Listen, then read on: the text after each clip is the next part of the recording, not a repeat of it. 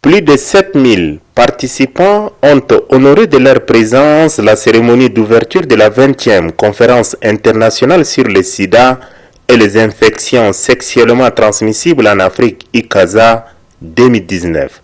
Assise placée sous le thème Afrique sans sida, innovation, leadership communautaires et politique.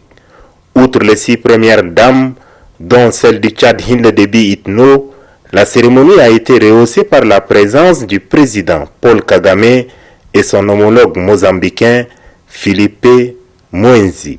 Scientifiques chevronnés, décideurs politiques, acteurs de la société civile, personnes vivant avec le VIH-Sida, partenaires techniques et financiers, explorent ensemble les voies et moyens d'unir leurs efforts pour porter le stockade au sida en Afrique. Dans son liminaire, le président de l'ICASA 2019, professeur John Isoko, a précisé que l'objectif ultime de cette rencontre continentale est de promouvoir les innovations communautaires, scientifiques et technologiques pour mettre fin au sida. Il devait par la suite préciser que la lutte contre cette pandémie exige deux postures, je cite, être novateur et inclusif, fin de citation.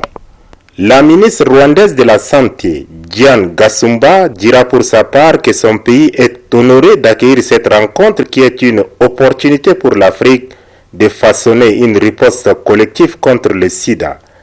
Citant l'exemple de son pays, elle souligne que grâce au leadership de son président Paul Kagame, au Rwanda, 91% de la population a une assurance maladie.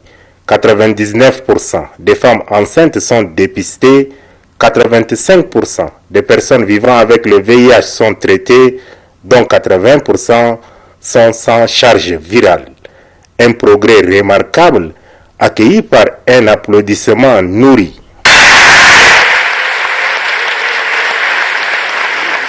Au Mozambique, les chiffres sont alarmants. 1 330 000 personnes sont infectées par le VIH, dont 4% de décès par an, laisse entendre le chef de l'État, Filipe Mwenzi. Loin de baisser les bras, il soutient que l'expérience rwandaise le galvanise dans sa politique sanitaire. Le directeur général de l'OMS, Dr Tedros Adhanom Ghebreyesus, soutient qu'une Afrique sans sida est possible avec un leadership politique avéré à l'image du président du Rwanda, Paul Kagame. Une bonne politique et une bonne gouvernance sont des atouts majeurs à une bonne santé de sa population, renchérit pour sa part le président rwandais. C'est par un spectacle riche en sons, lumière et couleurs, alliant sonorités traditionnelles et modernes, que la 20e conférence internationale sur le sida et les infections sexuellement transmissibles en Afrique est déclarée ouverte. Pour immortaliser l'événement, les 6 premières dames, dont celle du Tchad, le président rwandais et son homologue mozambicain, ainsi que les organisateurs de l'ICASA 2019, ont fait face au flash des photographes et zoom des caméramens. Et échangeant les expériences que les premières dames africaines pourront atteindre les objectifs qu'elles se sont fixés au travers de leurs différentes fondations.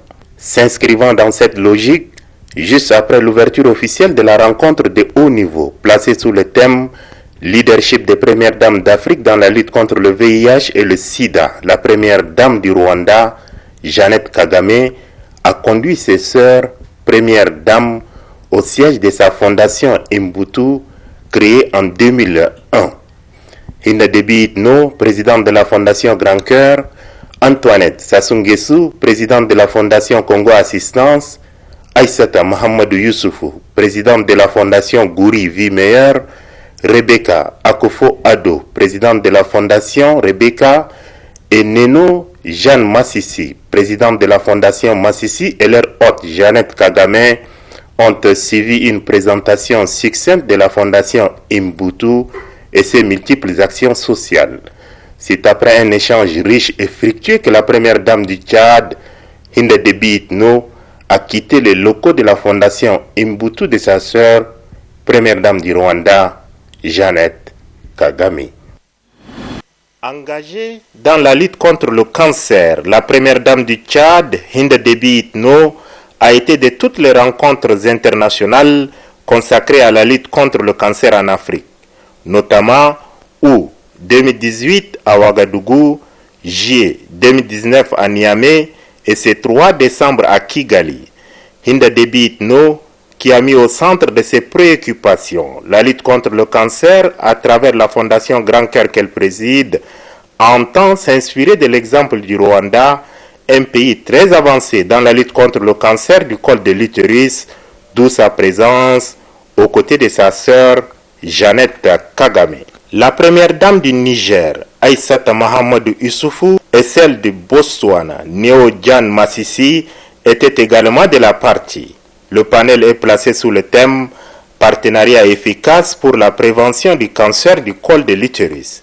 La présidente d'UNITAID, Mme Marisol Touraine, précise que chaque année, 1 million de femmes au monde sont affectées par le cancer du col de l'utérus, dont 300 000 meurent. En Afrique, le cancer est la deuxième cause de décès et pourtant, il est évitable, soutient-elle. Un dépistage précoce et la prise en charge d'un vaccin contre le virus du papillome humain permet de se prémunir contre le cancer. Chiffre à l'appui, la première dame du Rwanda précise que dans son pays, 70% des filles sont vaccinées contre le virus du papillome humain responsable du cancer. Mais devait-elle ajouter, la lutte sera de longue haleine.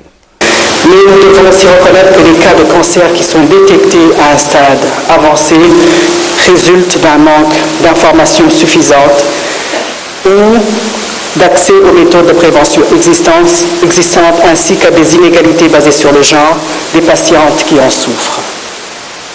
Nous ne le répéterons jamais assez, l'élimination du cancer du col de l'utérus est possible. Le partenariat plus fort et au niveau mondial comme l'objet de cet événement le suggère. Je fais donc appel à vous, présents aujourd'hui, afin de continuer à mobiliser des ressources pour le développement du capital humain et la mise en place de systèmes infaillibles en vue d'atteindre et maintenir nos objectifs. La panéliste Dr Hala Zaïd, ministre de la Santé égyptienne, dira en revanche que dans son pays, la deuxième cause de mortalité est le cancer et l'hépatite C. Mais en 7 mois, l'Égypte a dépisté et mis sous traitement 60 millions d'Égyptiens souffrant de l'hépatite C. Son pays est en passe de vaincre cette maladie. L'espoir est permis, dira un panéliste. L'ADN de dépistage en 5 minutes est en expérimentation phase 3.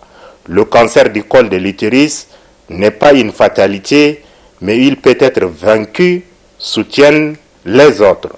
La veille, la première dame du Tchad, Hind Déby Itno, a assisté à un autre panel consacré cette fois-ci à l'accroissement des investissements nationaux dans le secteur de la santé en Afrique.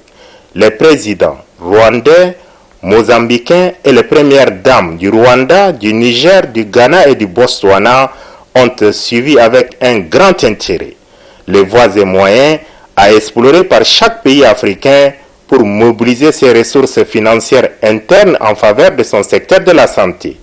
Les panélistes sont issus du monde des finances, du secteur de la santé, de la haute administration et de la recherche médicale.